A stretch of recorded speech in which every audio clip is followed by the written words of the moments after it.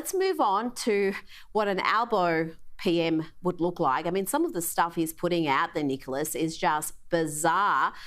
He tweeted this madness recently. He said, a Labor government I lead will ensure local government is represented at national cabinet. I mean, really, Nicholas, do we need fringe-dwelling activist class who populate councils to make national cabinet even more unworkable? Well, I mean, you describe Albanese's comments there as bizarre.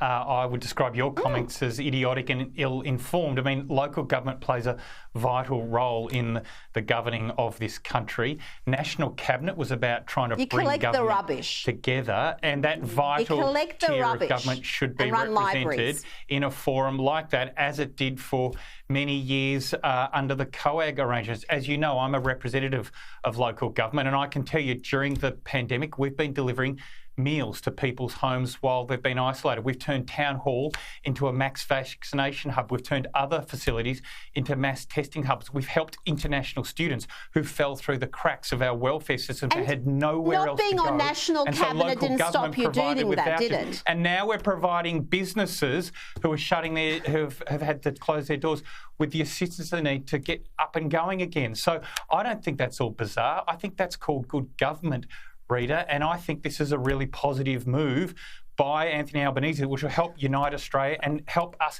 rebuild from this pandemic, something which the Morrison government is completely missing at the moment.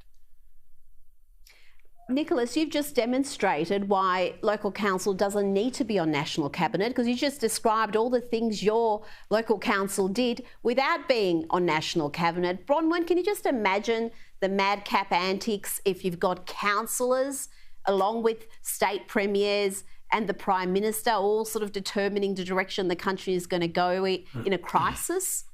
Is it even workable? Well, it's ludicrous. You've seen the way councils have been behaving with regard to not properly honouring Australia Day, cancelling events and so on.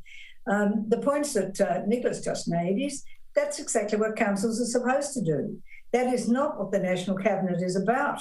The National Cabinet, which I personally think it was a mistake because it elevated the premiers to being the equal of the Prime Minister. Just imagine if you've got mayors being elevated to the same position as premiers and then the Prime Minister. It's a ridiculous proposition. There's enough problems to try and have the Commonwealth and the states come to some sort of agreement, let alone the hundreds of councils that are across Australia. I think last time I looked, somewhere in the vicinity of 800 of them.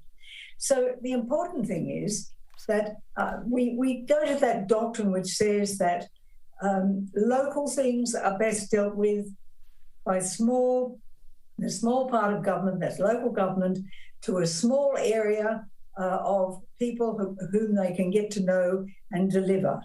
Then you go to the other levels of government to deal with the issues that are large-ranging policy issues that determine the direction the state and then the Commonwealth take. So the idea of putting councils, which are the creature of state governments, they have the power to pass the laws about how councils behave. They can sack councils, and there are several in New South Wales that have been sacked in recent times, including a council which is now in administration on the Central Coast, which has denied the practice of putting the Australian flag up for Australian Day in part of that council's area. So, no, it is not appropriate for local government to be part of that national discussion. In fact, national cabinet, as I said, really shouldn't continue.